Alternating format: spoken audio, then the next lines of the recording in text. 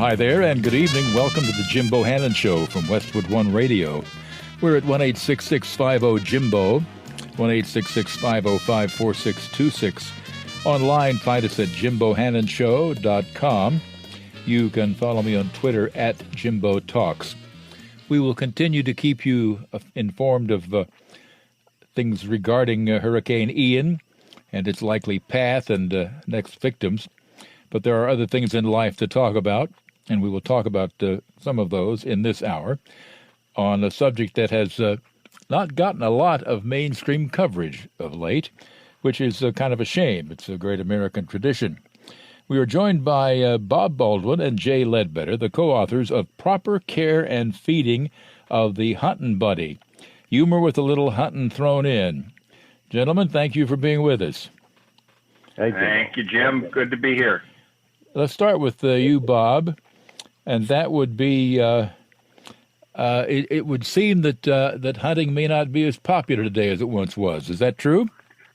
Yeah, I think there's the popularity of hunting has decreased a little bit when you look at, I'm from Michigan, places like Pennsylvania, West Virginia, Michigan, the number of hunters has declined a little bit over the past, but it's still a great outdoor adventure. It's a time where you can spend time with your kids, your family, and enjoy the outdoors and really make some incredibly fond memories with your hunting buddies and your family, and just enjoying nature. Yeah, I would not disagree with any of that. Jay, since we've been talking a lot about the perils of nature unleashed in recent days, and let's face it, when people go out into the great wilderness, they are to an extent exposing themselves more than usual to what nature might do to them. What are the dangers, for example, for hunters who might, let's say, have to confront the possibility of flooding? One of the hard things to do is to predict the weather. And we know that when we look at the news and the weathercast in the evening, we know they're guessing. Well, they're not entirely guessing, but yeah, but only a politician can get things wrong that often and still get paid. But still, having said that, the thing that we have to confront, especially when you're hunting in high altitudes, is the fact that things are going to change. Bob and I have seen it go from a beautiful day to rain, to sleet, and to snow in only just a matter of very short time, almost hours. And if you're way up in high altitude, you're going to have to be able to be prepared to deal with that. And that's part of the thing is people don't predict that things are changing that quickly. And so if they get caught up high altitude in a snowstorm and they're not ready for it, it can get bad in a hurry. That's certainly true. So, Bob, what should one be prepared for when out hunting, fishing, whatever takes you to the great outdoors? Well, look, I've been hunting literally for 60 years, Jim. I'm 72 years old. I started off bow hunting when I was 12 years old. And one of the things you learn is just as Jay said, you've got to be prepared. It depends on where you're hunting and what you're hunting for. Like Jay said, if you're on a mountaintop somewhere, you better not be out there in just shirt sleeves with no pack and not have any opportunity to protect yourself from the elements. On the other hand, if you're hunting in your backyard and you can make a sprint for the back door when the rains come or the snow falls, you can be a little bit less adventurous, right? But safety is all important when you're out chasing the wild animals. Yeah, exactly. Lesson number 1 regarding deer hunting: roll the car window down very slowly. Understood? Okay. All right, Jay. Spook them. Yeah, that's right. You don't want to spook them. That's right. Jay, how did the Proper Care and Feeding of the Huntin Buddy come to be, the book? Oh, my gracious me. Well, it all kind of began when I have a ranch down in close to Abilene, Texas, and on that ranch we had some bison, and we had one particularly serious rogue bison, and I was desperately trying to find somebody to come hunt this animal so that we could get a nice hunt done and be finished with it. I contacted lots of people. One of those people was Bob Baldwin, and Bob came down and was instrumental in helping us get that animal hunted and made a television show doing it. And then on top of that, I was delighted to invite him to maybe come with me and let's go hunting elk in Colorado. And so he took me up on it. Okay, Bob. Yeah, see, Jim, and the problem is that Jay did invite me to go hunting with him in Colorado, and Jay is such a nice guy. He's never been able to work up the courage to stop inviting me. So Jay gets stuck with me every year, sometimes 2 or 3 times a year hunting, and that's how Bob and Jay's came to be. Well, and then the thing is that Bob and I were reading a lot of hunting stories because we wanted to just spend the evenings in hunting camp being entertained. Because, what we call hunts is actually walking in the woods with hunting equipment. We don't really have a whole lot of expense in processing. But having said that, Bob and I would read hunting stories, and mostly the Pat McManus stuff, which we just... for those who do not know Pat McManus, funny dude. I at one time had, I guess, 8 or 9 of his books, but please continue. No, we've got them all, and we've read them all, and we've slapped our legs raw, laughing at his stuff. Well, Pat passed away, sadly, and one afternoon I looked at Bob and I said, Bob, a lot of the stuff that you're doing is as funny as what really is really as fun as what Pat is making up. So let's just write it down, and we started writing, and pretty soon we had enough stories for a book, and there it is. All right, that's pretty cool. I have to ask about this rogue bison. I mean, what were they spray painting graffiti? Were they selling drugs to high school students? I'm not sure what a rogue bison is. Well, he was a big one. I'll just describe this animal. He was a giant. Once we got him actually shot and we weighed him, he weighed better than 2,000 pounds. He was more than 6 feet high at the hump. His feet were about 8 inches across, and he would leave tracks in the ground about 2 inches deep, very almost, kind of like Jurassic Park. And so... And Jim, I can tell you that when he ran, especially when he was running toward you, the earth shook. It did. We were worried that he was just going to disregard the fences and go out on the highway, and if he hit a truck, that would be really serious. And so I said, man, we got to get this one hunted before he decides to just walk through that big fence. Yeah, I know one story I read one time about somebody who drove a Jeep near a bison herd, and one big bull came over, locked its horns in the grill of the Jeep, and picked the Jeep up with its shoulders. Does that strike you as possible? Oh, no, beyond possible, easy. I haven't seen it, but I have heard people who were there say they've seen the same thing done with a pickup truck. So, a pickup truck, good Lord. Yeah, just roll it over as if it were a rag doll. And so, these are very powerful animals. And they are fast. They are dangerous. They will hunt your back. In fact, on this particular hunt, Bob became part of the attention for this particular bull. Bob, you got to tell that story. So we had a couple of guys. We had Fred and Greg Abbas down filming the hunt for this bison using archery equipment, and I was standing back over their shoulder filming as well, right? And when Greg actually shot the bull, they were on the far side of a big cedar bush. I couldn't see the bull, right? But he shot, and that bull came around that cedar bush and came right at me. Now, I want you to know, Jim, that my videoing of this hunt was so good that they included my video of this hunt in their Way Outdoors program. Basically, what you see is me running, and all you can see in the video, because I didn't turn it off, is sky, grass, and a lot of whining and crying as I'm trying to avoid this bison, right? Yeah. And I think Jay liked that so much. That was what he really invited me for. He said, Bob's an entertaining kind of a guy. Maybe I can keep him around.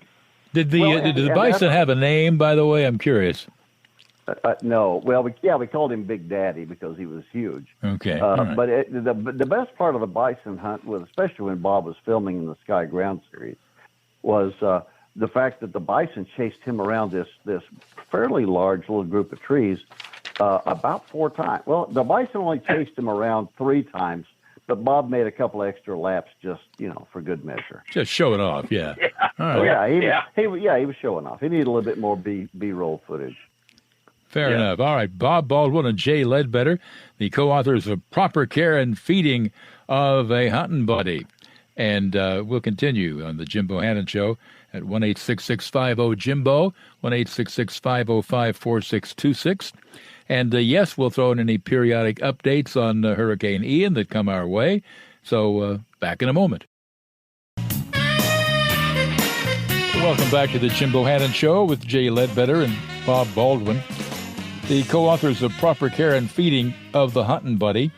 And we have a call from Sharon in Crane, Missouri. Hello, Sharon. Hello, Jim, and hello to your guests. Gentlemen, are you also fishermen? That's a great question, right? So Jay is a great fisherman. Jay loves to fish, and so very often when we're up in Canada, if we're hunting bear or something, we'll hunt bear in the morning and go out in the late morning and afternoon and hunt fish. Now, but keep in mind the standards for truth-telling among fishermen are a lot higher than for hunters.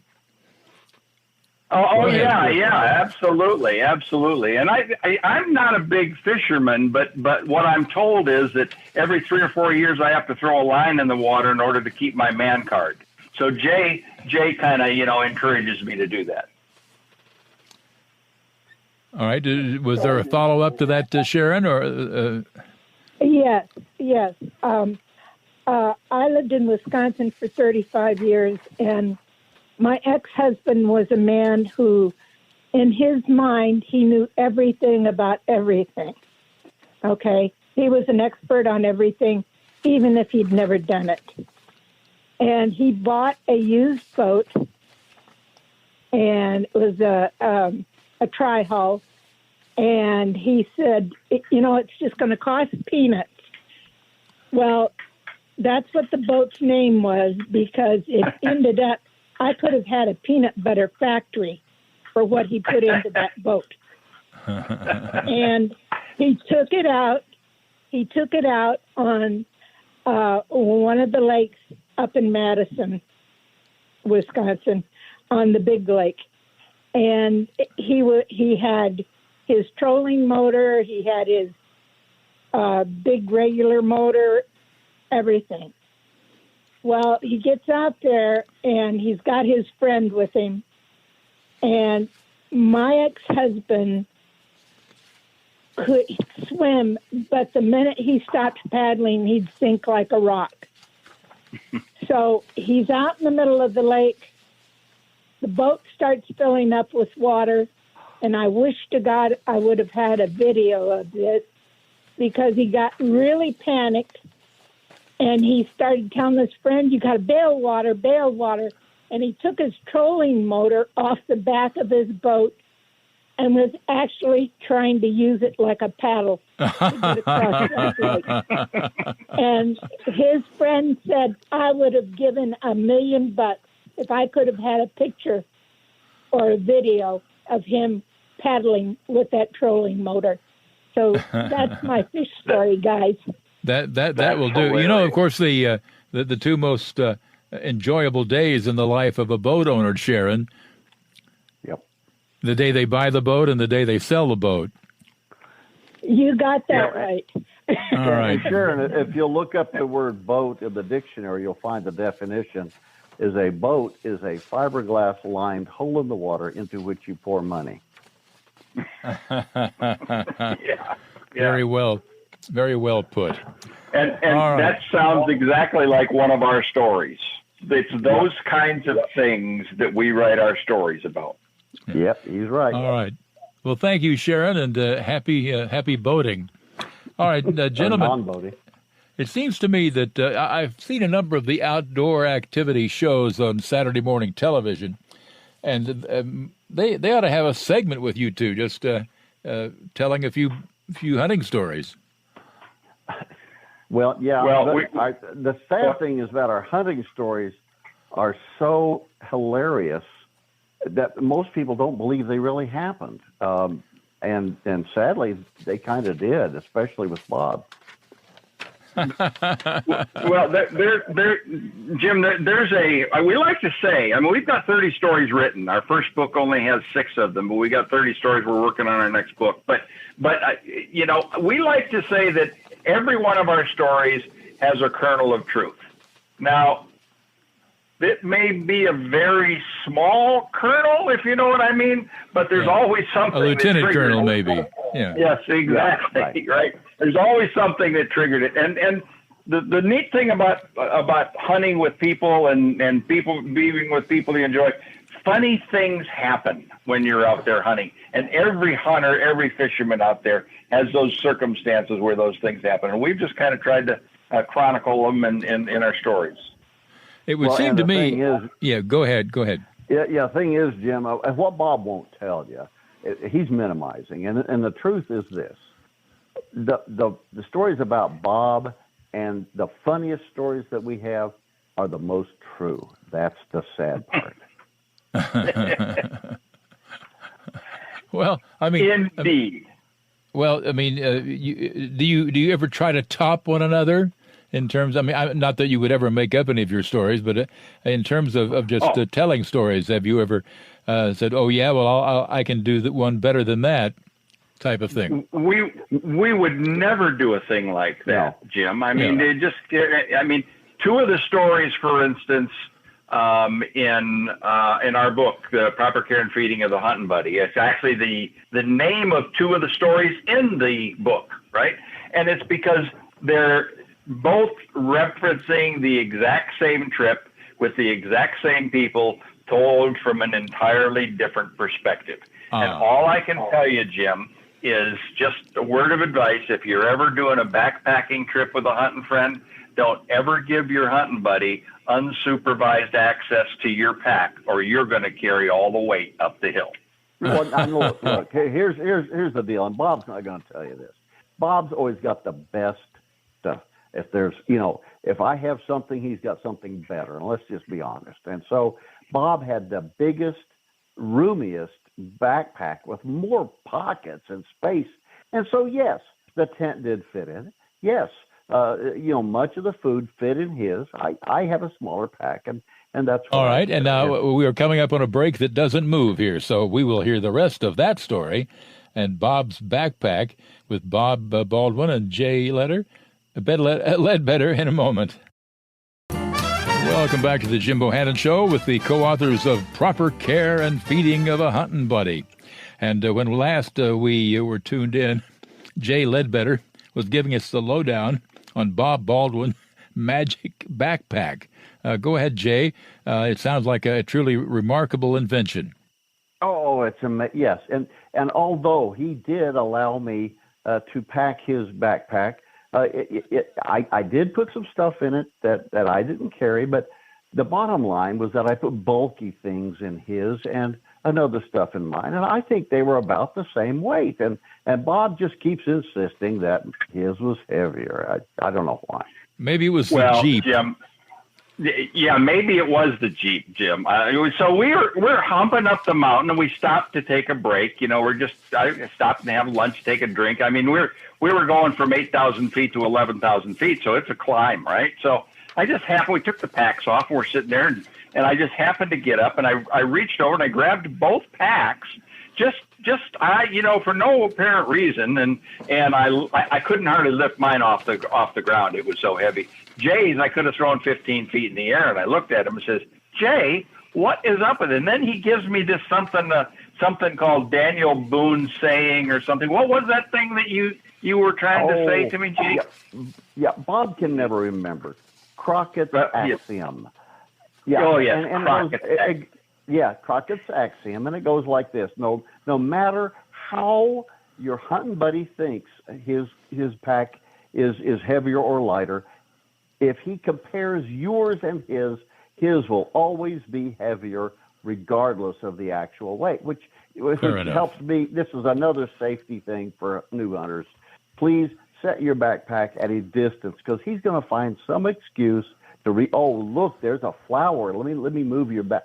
See, he'll come up with a reason to grab a hold of your, and he's going to then think wrongfully, and he's going to hold it against you for years to come. Just so all right, here's a call from Eddie in Durango, Colorado. Good evening, Eddie.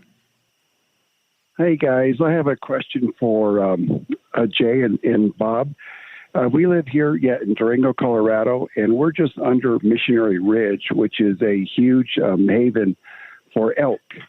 And we have, during the fall season, we have hunters coming in from all around the country, and the town swells with hunters. Well, a few years ago, between Durango and Pagosa Springs, there was a herd of elk in a field, and some hunters from Texas, I think they had too much alcohol, and they literally just dropped all the elk. They killed them all, and they headed back to Texas. The amazing thing about that was that the Fish and Game were able to track them down. And I thought that was pretty amazing. And then, of course, they arrested them, and they paid the consequences, which is pretty hefty consequence here. And out here, we really love our hunters. We really appreciate, the nature and everything here. But it's so tragic when somebody like that comes out here and does something like that, because it really hurts the community. The other thing I want to ask you guys real quick, you talked about hiking in the high country. I've done a lot of backpacking, and there's one thing you really can't do, and that's prepare when you're hiking as far as preparation. If you get an electrical storm, I mean, where do you hide? And I've been caught in the middle of the night with electrical storms up in the high country, and boy, I tell you, it's real scary. Yeah, and Bob and I, but by the way, let me just apologize to you for all hunters everywhere who have done stupid things like what you just described. That is despicable, and I hope they hung them high, because that's just, I love that area of Durango to Pagosa. I'm very familiar with that area, and boy, is that a mess. But let's talk high country. Yes, up on these high mountain ridges, boy, does the lightning like to dance up there. And Bob and I had a really great time up there one time, trying to be sure that he and I were not the highest thing on the mountain. Bob, you remember that one? Oh, yeah, I remember. And it was a race downhill, as I recall, because, if you were on the upside, you were higher than the guy below, and that lightning kept striking around us. I kept trying to get ahead of you, but you were just hoofing it down. Apparently, you didn't care about my safety, which I thought was entirely inconsiderate, right? So, I was happy. Your safety is important to me, but mine is a little bit more. And so I did. Okay, I'll be honest. I grabbed the back of his shirt and sort of gave myself a little bit of a slingshot past him, so I could be lower on the mountain. Yeah, it was. And he, again, one more thing to hold against the hunting buddy. It's just, there you go. That's what hunting buddies are for, so that somebody else could be the highest thing on the mountain when the electrical storm comes through. Absolutely. By the way, are you familiar with the story regarding the time that who was the golfer? The Hispanic golfer got hit by lightning. Anyway. Yeah. And the story was that his name escapes me. Great golfer, but anyway, he was off the tour for a while. He got under a tree, and the tree got hit by lightning. And so when he came back out on the tour, why, he was asked what he was going to do the next time that the clouds got real thick. He said, I'm going to march down the middle of the fairway carrying aloft a one-iron, because even God can't hit a one-iron. So, but for what it's worth, I will tell you as we go to a break here, I will tell you one of the dumbest hunting stories I've ever heard, and that was this was happened in central Missouri, and a friend of mine witnessed this. A couple of hunters from the St. Louis area had decided to take their chances deer hunting, and they had indeed. They shot a rather large deer, a 2-point buck, is what the story became to be known as. What they had done, they were trying to get it onto the hood of their car. They had shot a cow, and some ranchers or farmers' cow, and they were trying to get this world's largest deer onto their car, and it became known as the 2-point buck story. Anyway, so much for that. And he actually saw the cow, and told the gentleman where the owner of the property lived, who would like compensation for his cow. All right, we'll be back with more from Bob Baldwin and Jay Ledbetter in just a moment.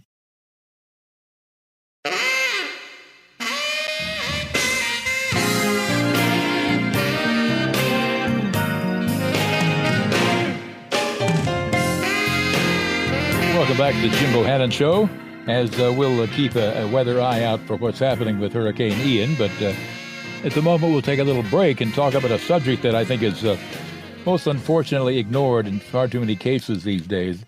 Bob Baldwin and Jay Ledbetter are the co-authors of Proper Care and Feeding of a Huntin Buddy, a humor book, and they write good, funny stuff.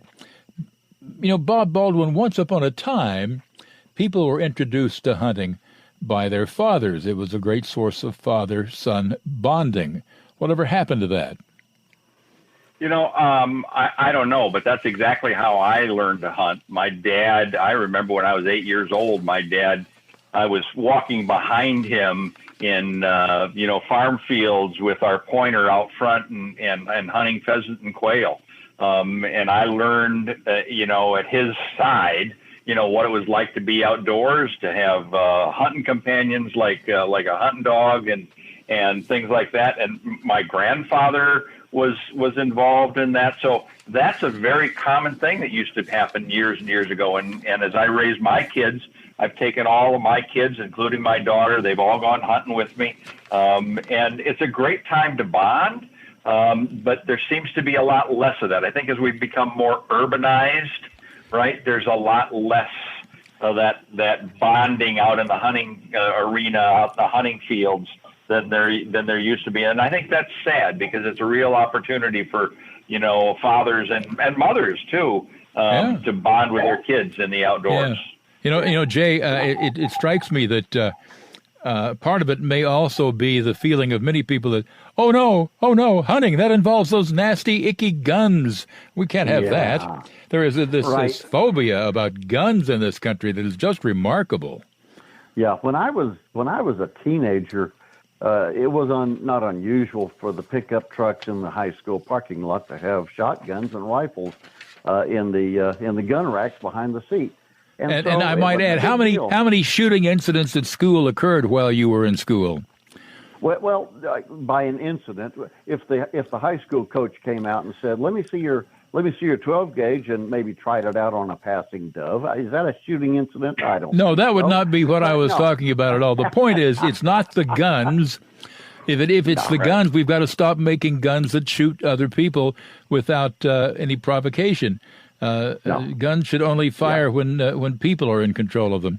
Anyway, it just struck me as sad, this feeling that guns are evil, guns are bad.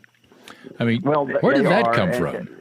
It comes from a changing ideology in our country, and maybe it's idiotology, I don't know. But bottom line is that there's a left-wing group that's sort of taken over our education, and they're gradually taking over and teaching our youngsters that anything that shoots is bad, especially if it's black, and it has, what they call a magazine or a clip, or it has a pistol grip. Oh, in fact, I have advocated on this program that we start making AR-15s in pink, because then the opponents of them wouldn't know what to call them, because you couldn't have a pink assault rifle. Oh, no. Yeah, an assault is actually an adjective. I mean, it talks about what's happening as opposed to what's an assault rifle. Any rifle can be assaulting. Exactly. And the truth is that nobody wants to talk about the single most deadly thing that we have in our society, which is hammers and baseball bats. FBI statistics have told us clearly that more people are killed with bludgeoned instruments like hammers, baseball bats, crowbars, way more than any type of firearm. And when they talk about firearm deaths, they include suicides and accidental shootings. So, everybody's making the statistics say what they want them to say. Yeah, I don't think you should need a 5-day waiting period to go to Ace Hardware, honestly. Certainly let's have serial numbered bats and have a registry for them as well. Frankly, this FBI statistics, the last time I checked them, they demonstrated that the most serious cause of death in the United States, really behind all this stuff, is, in fact, maybe ahead of certainly 10 times firearms, is surgeons. Unnecessary surgeries kill more people than weapons do. So I don't know what to do about surgeons at this point. They should be maybe banned or serial numbered. Ooh, that'd be licensing scalpels. Exactly. Yeah, more to come. These guys are good. Bob Baldwin, Jay Ledbetter, back in a moment. Welcome back to the Jim Bohannon Show, 1-866-50-JIMBO. And incidentally, if you missed any of tonight's show or would like to hear some of our previous shows, be sure to check out the Jim Bohannon Show on Apple Podcasts or wherever you look for a podcast. Bob Baldwin and Jay Ledbetter are co-authors of Proper Care and Feeding of a Huntin Buddy. And they write very, very well. Steve in Angier, North Carolina, good evening. Hey, Mr. Jimbo, and you guess I'm enjoying the talk about something that rarely gets talked about. It's something I enjoy hunting. Lee Trevino a while ago when you mentioned the Lee Trevino. Thank you, Lee Trevino. He had a book wrote about based on that story, a very funny book. Anyway, when I was a little tiny boy, I probably was 12, a brother-in-law of mine took me hunting dove hunting, which comes in around Labor Day down here, and I didn't know any better. We were riding down a dirt road on the truck, and I seen the power line just full of dove. And so without saying anything, I just put my gun out the window and start firing, which I learned shortly after that is a very bad idea, because it like to burst my brother-in-law's eardrum. The noise was so loud in that truck, plus you're not supposed to shoot doves that's landed. But anyway, I unloaded, and and he gave me a strong talking to, but I didn't know any better. I didn't even hit a dove, so doves were sad, and we were about death. So that was my story about hunting. Yeah, that old hunting from a vehicle trick. That's frowned upon in some circles. Go ahead. Yeah, and the good news is that because his hearing was so damaged by shooting the weapon inside the cab, he really couldn't hear the guy chewing him out. So it worked out for him. It worked out perfectly, I think. Paul in Zanesville, Ohio. Hello, Paul. Good evening, Jimbo, and to your guests. Me and my buddy have had a long-standing disagreement about this. He goes out hunting, and he sits in a tree blind, and he says he's hunting. And I said, look, Dino, that's not hunting. And he swears that it is.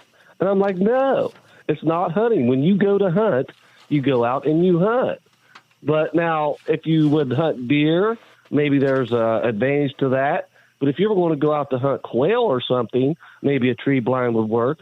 But to your guys there, how do you feel about tree blinds and stuff? In my opinion, that's just not hunting. I mean, it's just crazy, and I just like your opinion. I'd say it's mugging, isn't it, guys? But go ahead. Yeah, almost, right? So the truth is, right, the most productive way to hunt deer typically is from a tree stand, from a blind, right? However, I got to tell you, I told you I've been hunting for 60 years. I started bow hunting when I was 12 years old, and one of the things that I always enjoyed was what we know as still hunting, right? I like to ease through the woods and try and catch, game, big game, unaware that I'm there, right? The stalk to me is what hunting is all about, right? And I thoroughly enjoy that. I mean, it doesn't matter to me whether I take an animal. If I can get within bow range of an elk or in bow range of a deer or a hog without them knowing that I'm there, I feel like I have reached the epitome of hunting. On the other hand, tree stands are really important. And hang on. But before you start talking tree stands, I want to brag on Bob a little bit. Bob can sneak up on game like nobody I've ever seen. And I just want to tell one little piece about it. Bob saw a doe in thick woods, and he snuck up, and she was facing away, which helped. But he snuck up so close that he was able to put his hand on the rump of this doe deer. Now, that is amazing. Now, that was, and it went great right up to that point. It changed immediately after touching that doe.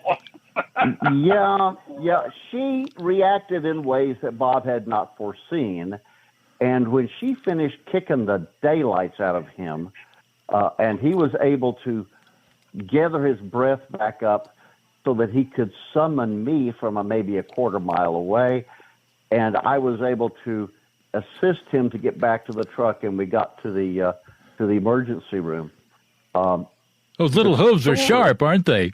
They are amazingly sharp, especially at that range. And and I gotta tell you, the surgeons had stories to tell for weeks after that. I don't know that Bob ever really got any treatment because everybody was just laughing and people were laying on the ground, rolling around. It was great. Yeah. Jim, you remember that part that I said earlier? There's a kernel of truth in every one of our stories. Oh, yeah. There's a really little kernel of truth in that particular story, right? Right. Well, yeah, maybe a major general, but okay. Yeah, all right, fair enough. All right, folks, we got to pause briefly. If you're on the line, we will get to your call because Jay and Bob have graciously agreed to be with us for the next half hour after the news on the top of the hour. So stay tuned. More from the co-authors of Proper Care and Feeding of a Huntin' Buddy. We continue after the news. I'm Jim Bohannon. We come to you weeknights here at Westwood One. Hi there. Good evening. Welcome to the Jim Bohannon Show from Westwood One Radio. We're at 1-866-50-JIMBO, 1-866-505-4626. Online, find us at jimbohannonshow.com. You can follow me on Twitter at Jimbo Talks. And we've been talking with two very funny gentlemen, Bob Baldwin and Jay Ledbetter, co-authors of the Proper Care and Feeding of a Huntin' Buddy. And Bob, by the way, is also founder of the website bowhuntinginfo.com. All right, gentlemen, I have a call from Mark in Eureka, California. Good evening. Hi, Jim. Thanks for taking my call. Sure. Yeah, I wondered, it sounds like something you guys would do. I wondered, when you go bear hunting, which one of you wears the running shoes? You've had that joke before, haven't you? Yeah, I don't have to outrun the bear. I just have to outrun you. Yes. Exactly. What's the most, right? Aside from that bison, gentlemen, what's the most dangerous thing you've ever hunted since Mark brought it up? We have spent Yeah, we have hunted bear. We've actually been to Canada, Alberta, and Ontario. I think I've taken 4 bear with a bow, and Jay I think has taken 3. Right, so we have done a number of that. And interesting story about that, because I do have so much experience on one of our bear hunts. Most of my bear go down pretty quickly. But I had one that kind of wandered off into the brush a little bit, and so I waited until I could get Jay over to help me. And I said, Jay, you need some practice on tracking. So why don't you just get down on the hands and knees and follow that blood trail out there? And if I hear any squalling or screaming or something like that, I'll run back to the boat and see if I can get some help. Yeah, Bob is amazing. One of the things about a hunting buddy that you really should try and cultivate is to have somebody who can teach you the basic skills. And I had not tracked a wounded bear at all. And so I didn't really know what Bob knew. And he was kind. He says, Jay, look, you're new at this. He's leaving a blood trail. Why don't you follow the blood trail this time? I'll hang back. I'll give you, I can tell you turn left or turn right. And I said, but Bob, you're about 50 yards back. How are you going to know where I'm wrong? He says, oh, I'll know. Yeah, you'll know.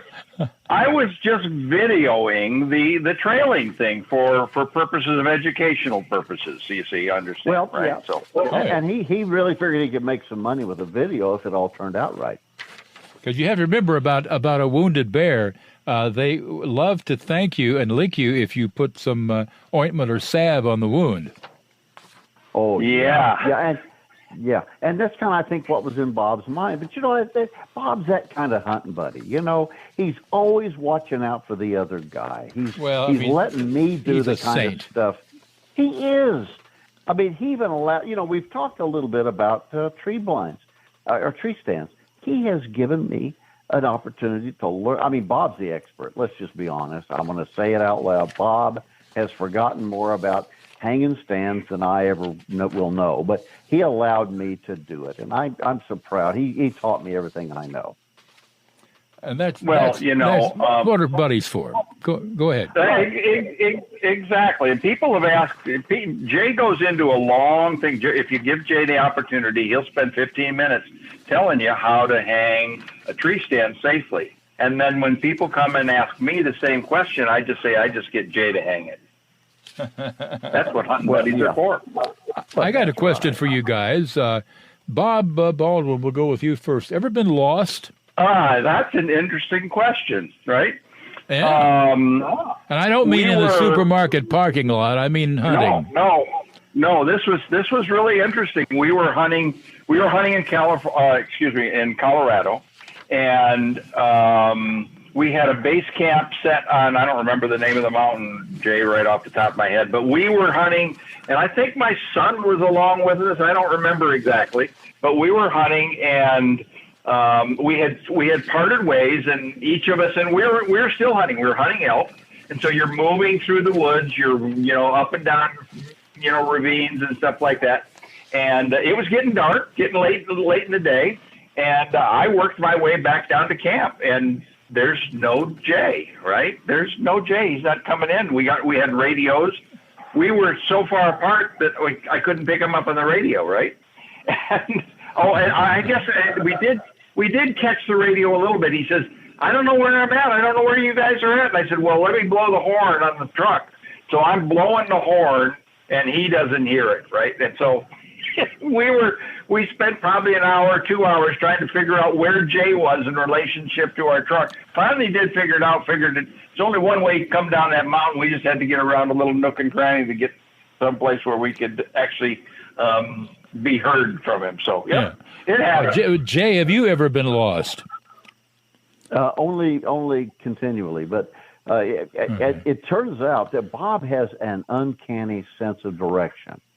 He knows exactly where the donuts are hidden. So in the trailer, and so if they're in the trailer, which I always hide donuts in the trailer, and he can find those, at a couple of miles away. So if I can hang out and stay within sight of Bob, then I know I'm going to be fine. Yeah, keep in mind, of course, bears also know how to track donuts. We'll take another call here, but first I must. Are you gentlemen familiar with Daniel Boone and the story of being lost? Oh yeah, I think he was not necessarily lost, but well, he said for 4 days he was powerful, bewildered. Yeah. Yeah. I can tell you, I am convinced that there are days and the sun sets in the east. I'm convinced of it, but just having Oh, absolutely. GPS has nothing on these guys. Here's Pete in Rolling Stone, Minnesota. Good evening, Pete. Hi, good evening. Hey, I don't know about you guys, but when I'm deer hunting and we're skinning the deer out or getting the gut out, we like to take the sweet meat out of underneath and the part of the straps on the back and cook them up with onions and green peppers. What do you like out of the animals? Oh, any of that, right? Well, see, yeah, that would presume, Bob, that we actually shoot something. Well, there is that, yeah.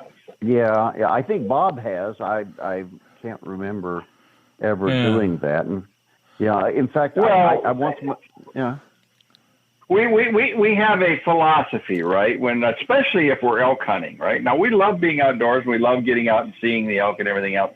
But do you have any idea how hard it would be to bring an elk down from 10 or 11,000 feet?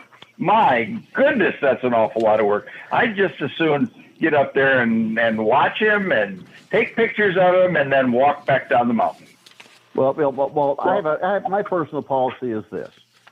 I'm only going to shoot the animal 30 feet uphill from the pickup. And, if that's just it's a very tight window, but that's my policy. That makes a lot of sense, I think. All right. But the truth is that wild game is some of the best game in the world. I mean, it really is. It's low in fat. It's just awesome. And taking a fresh kill, whether it's deer or elk or pheasant or quail, some of the best eaten in the world is wild game.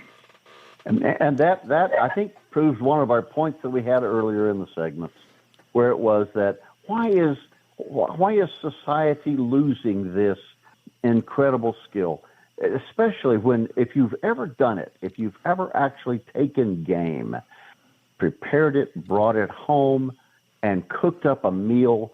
There is a level of accomplishment, and you've proven to yourself, I can live outside the grocery store. And I think our society is losing that, and it breaks my heart. We're definitely losing that. I'm sure a lot of young people would like to go see the hamburger factory where their Big Macs came from. Where no animals are injured, yes. No animals were injured, exactly. Here's a call from Trigger in Muscle Shoals, Alabama. Good evening. Hey, Jim, not Trigger, Chigger. Oh, Chigger. Sorry, I was given Trigger, but okay, Chigger it is. Go ahead, Chigger. You know what a chigger is, right? Yes, I do know what a chigger is. I've had many encounters with chiggers while having a good time in the woods. Yes, I certainly do. Yeah, buddy. We used to put flea dog collars around our ankles to keep the ticks off. Yeah, I hadn't even thought of that. That's very good. Yeah. Okay. I thought I'd pass that on to you boys, and I got another one for clean heat. Take a small metal coffee can with you and a roll of toilet paper and a can of lighter fluid, naphtha.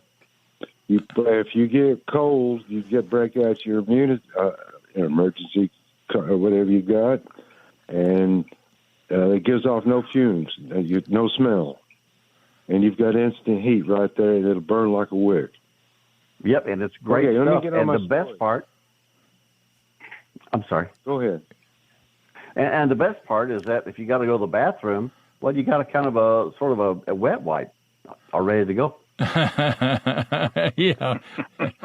Just be careful where you sit. Yeah, and don't do it around an open flame. That's all. Just the important safety tip right there. Exactly. Yeah. All right. Good stuff. All right. Stay with us. More to come here. 1-866-50-JIMBO. And another segment with Bob Baldwin and Jay Ledbetter, co-authors of Proper Care and Feeding of a Huntin' Buddy. Back in a moment. Yes, Bob Baldwin, Jay Ledbetter. A refreshing breath of fresh air when it comes to humor writing. Proper Care and Feeding of a Huntin' Buddy. And here's a call from Jimbo in Hartsburg, Missouri. Where is Hartsburg? Oh, yeah. You all know where that's at. It's between Columbia and Jeff City. It's down on the river. Oh, okay. Well, I know the Columbia, Jefferson City area. I just never paid any attention to Hartsburg. Okay, go ahead, Jimbo. Well, I'm just going to say there's nothing like a good hunting buddy. And I lost my hunting buddy in 2007, and he died in a car wreck. And I'm telling you, there's nothing like a good hunting buddy. And, I still hunt with good friends, but there's no replacing a good hunting buddy. I would agree. I'm sure that Jay and Bob would as well. I got to tell you, if someone said, I'm going to pay you to go hunting, but you have to go by yourself, I would say, nah, I'll just stay home. To me, if hunting's about shooting animals, then I'm a terrible failure. But if hunting is about an amazing time out in nature with a guy like Bob Baldwin, hey, heaven touches the earth right there. There you go. I agree. Jay and I, we've been hunting together now for 20 years, and I got to tell you the camaraderie that we have, the time that we spend together. And look, we're 1,000 miles apart, right? But we find a way to spend, a couple of weeks together hunting every year, and it's not really about the killing. It's not really about even harvesting animals. It's about the camaraderie, the time we spend together, the laughter that we have, enjoying fresh game if we do in fact take something. But it really is. I feel exactly the same way Jay does. If somebody offered me $10,000, and look, I enjoy hunting, but I'd much rather enjoy that with a hunting buddy rather than doing it alone. Yeah. Exactly. All right. Thank you, Jimbo. Rebecca calls in from Marin County, California, one of the great hunting centers of America. Good evening, Rebecca. Hello, gentlemen. Yes, my name is Rebecca. I'm really enjoying the humor a lot. My father was a British Army officer, and he always used to say to me, you need to learn to live off the land. He'd recommend, you need a pocket knife, not a dozen different colors of lipstick. So, but I do have a question. Yeah. While you were talking about the stalking part, that is really the thrill for you in hunting, the chase. While you were talking about that, I started wondering, is there possibly some deep primordial connection for men between, loving the thrill of hunting wild animals and loving chasing women? That's what occurs to me. Well, for one thing, there isn't a season for women. No, but they are one and the same thing. It's chasing wild animals, right? So, right? There you go. So, a little facetious, but yeah, you don't need a license to hunt women. Well, unless you already have a license. Yeah, unless you already have a license. In that case, then you've got a problem. Yeah, but there's a bag limit. And the bottom line is that, there is no more dangerous game than hunting women. So there you have it. That's true. But also, the women are not really fully appreciated if you, in fact, mount their head on the wall. That really does have a tendency to have a negative impact on the relationship. Yeah, I think so, yeah. It's a whole lot more likely that the women will have a row of men's heads on their wall. But that's another I've known a few of those. Rebecca, did your father ever take you hunting? No, he never took me hunting, but we used to go camping, though. We enjoyed that a lot.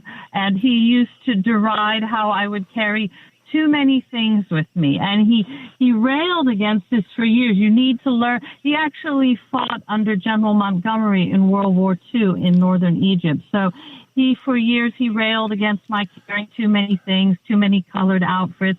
So I've really been trying to cut it down. Unfortunately, now you can't carry a pocket knife through the security checkpoint, can you, anymore? Isn't that the truth? No, probably.